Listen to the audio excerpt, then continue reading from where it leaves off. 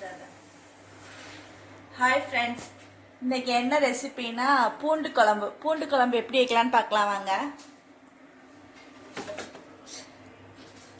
ஒரு பாத்திரம் வச்சு அதில் எண்ணெய் நல்லா ஊற்றிக்கணும். எண்ணெய் காஞ்சதுக்கப்புறம் கடுகு, சீரகம், வெந்தயம்,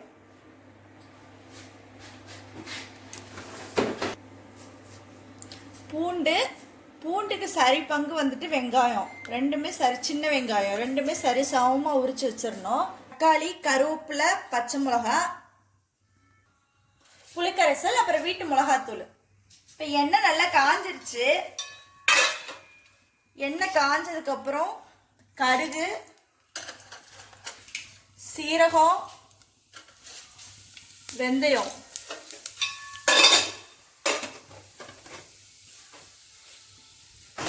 வீட்டில் ரெடி பண்ண வீட்டு மசாலாத்தூள் எப்படி செய்கிறதுன்னு சொல்லிட்டு அந்த ரெசிபி நான் போடுறேன். அப்புறம் வந்து மஞ்சத்தூள், அப்புறம் பெருங்காயத்தூள், டீட்டி பெருங்காயம். இந்த உரிச்சு வச்சிருக்க பூண்டும் வெங்காயத்தையும் போட்டுடலாம்.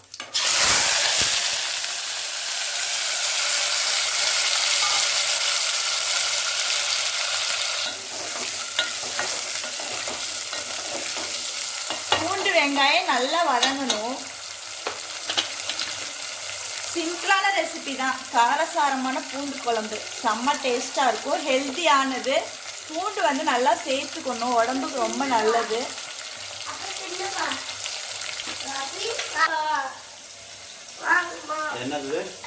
இது வந்து உருளைக்கிழங்கு ஃபிங்கர் ஃப்ரை.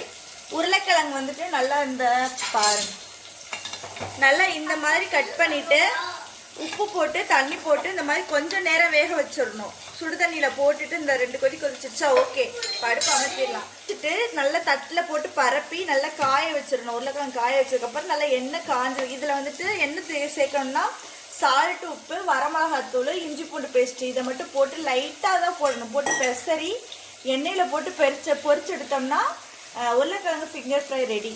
நான் கையை வச்சு எடுத்துட்டேன். கொடுங்க.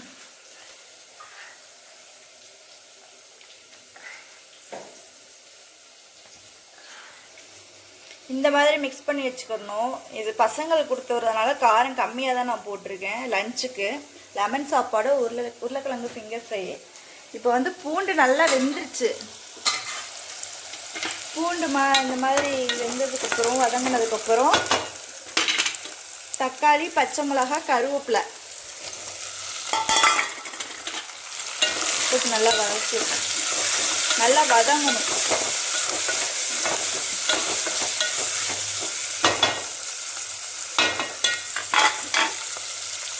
தேவையான உப்பு,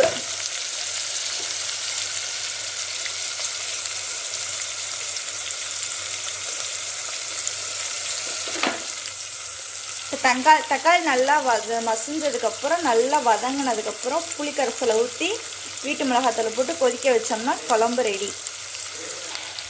இப்போ இந்த டைமில் வந்து மஞ்சத்தூள் சேர்த்துக்கலாம்.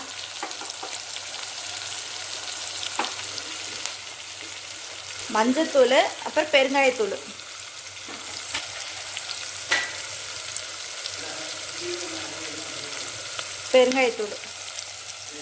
இப்போ நல்லா தக்காளி நல்லா வதங்கட்டும்.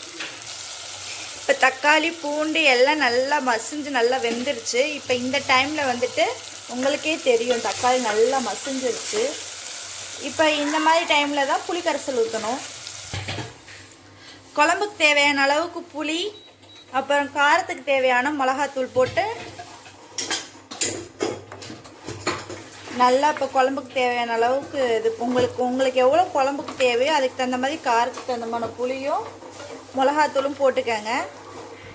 நல்லா இப்போ கொதிச்சதுக்கப்புறம் காரசாரமான ஹெல்த்தியான பூண்டு குழம்பு ரெடி ஆயிரும். இப்போ கொதிச்சு முடிச்சதுக்கப்புறம் நான் காமிக்கிறேன். பூண்டு குழம்பு இப்போ ரெடி ஆயிடுச்சு.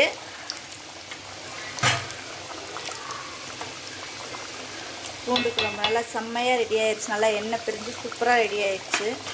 இந்த மாதிரி இந்த ஸ்டேஜில் வந்தோடனே நீங்கள் அடுப்பை ஆஃப் பண்ணிவிட்டு எப்படி இருக்குன்னு செஞ்சு பார்த்துட்டு கமெண்ட் பண்ணுங்கள். அப்புறம் உருளைக்கிழங்கு ஃபிங்கர் ஃப்ரை, பசங்களுக்கு லெமன் சாப்பாடு, உருளைக்கிழங்கு ஃபிங்கர் ஃப்ரை ரெடி பண்ணி வச்சுருக்கேன். இங்கே வச்சுருக்கேன். அப்புறம் எங்களுக்கு பொரியலுக்கு வந்து முட்டைக்கோஸ் பொரியல், லெமன் சாப்பாடு. நீங்களும் இந்த மாதிரி செஞ்சு பாருங்கள், விதமாக செஞ்சு பாருங்கள். செஞ்சு பார்த்துட்டு எப்படி இருக்குன்னு கமெண்ட் பண்ணுங்கள். நாங்கள் போகிற வீடியோ உங்களுக்கு பிடிச்சிருந்துச்சுன்னா லைக் பண்ணுங்கள், ஷேர் பண்ணுங்கள், சப்போர்ட் பண்ணுங்கள், சப்ஸ்கிரைப் பண்ணிவிட்டு பாருங்கள். பாய் சொல்லு.